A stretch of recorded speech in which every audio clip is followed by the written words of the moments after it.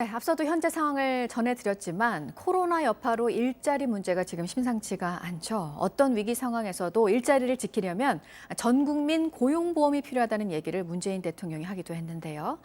전 국민을 고용 안전망에 넣겠다는 이 계획. 하지만 갈 길이 그렇게 쉬운 길은 아닙니다. 오늘 전문가와 이 부분 짚어보도록 하겠습니다. 정철진 경제평론가가 오늘 또 나왔습니다. 어서 오세요. 네, 안녕하십니까. 네, 지금 일자리 문제가요. 일자리를 잃고 실업급여를 받은 사람이 지난달에 또 역대 최고치를 기록을 했는데, 그러니까 문제는 이것도 못 받는 또 많은 사람들이 있다는 거잖아요. 그래서 이제 문재인 대통령이 말한 거는 고용 안정을 해치는 어떤 위기가 또 있을지 모른다. 네. 그러면 좀 이거를 좀 안전하게 망을 해놓자. 네. 그래서 얘기한 게 전 국민 고용보험 아니겠습니까? 그렇습니다. 이 고용보험을 간단하게 정리를 해보면 보험 아닙니까? 보험이라는 것은 어떤 이렇게 재난이라든가 위기에 대응하는 거 아니겠어요? 네. 이때 말하는 고용보험의 위기는 뭐냐, 위험은 뭐냐?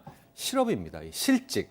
실직에 대비하기 위해서 평소에 받는 임금의 일정 부분, 현재 우리나라 같은 경우에는 총 1.6%고요. 이걸 사업자와 근로주가 0.8%씩 떼게 되거든요. 이렇게 보험금을 납부하다가 실직이라든가 이런 게 닥쳤을 때 우리가 말하는 실업급여, 정확히는 구직급여죠. 이거를 받을 수 있게 하는 제도가 고용보험이고요.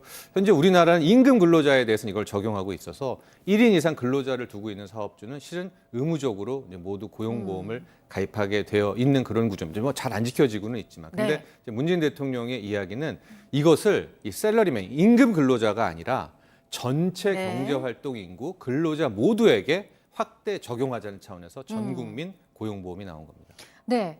거기에 대해서 이제 이재갑 고용노동부 장관이 내년부터 그 특수고용직 그리고 예술인에 대해서는 고용보험을 적용하겠다 이런 계획은 밝혔는데 네. 어제 국회 상임위에서 논의가 된 거는 일단은 예술인만 넣는 것으로 어제는 얘기가 됐잖아요. 그렇죠.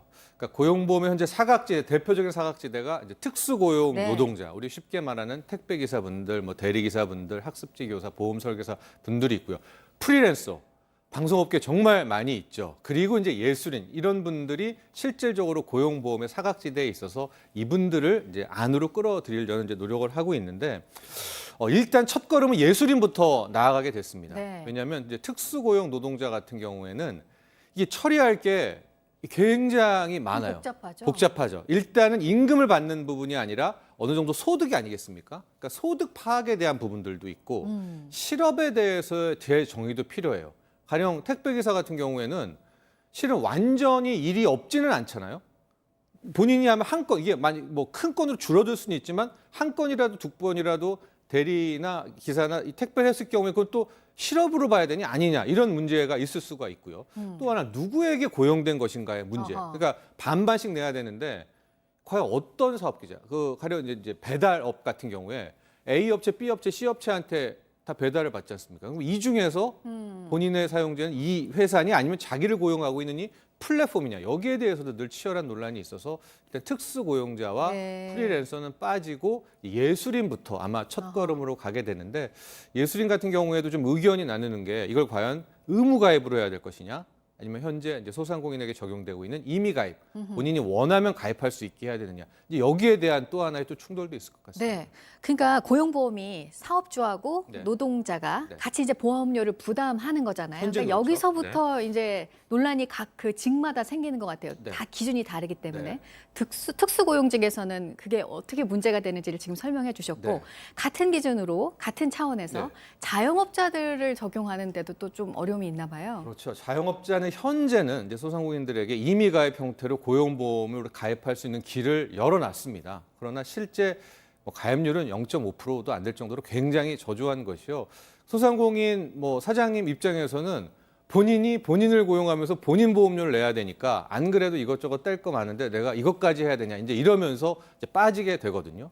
그러니까 특히 이제 예술인 같은 경우에도 이번에 이제 들어가게 됐는데 지금 반반 부담이잖아요. 근데 이제 앞서 문제들 과연 소득을 어떻게 평가할 것인가 그리고 소득에 따라 보험료율을 어떻게 책정할 것인가에 대한 문제도 있지만 반반인데 그 반을 누가 내느냐에 대한 그 논란도 있습니다. 그래서 좀 해외 사례를 보면 독일 같은 경우에는 이렇게 좀 애매한 경우에는 정부가 또 반을 내주거든요.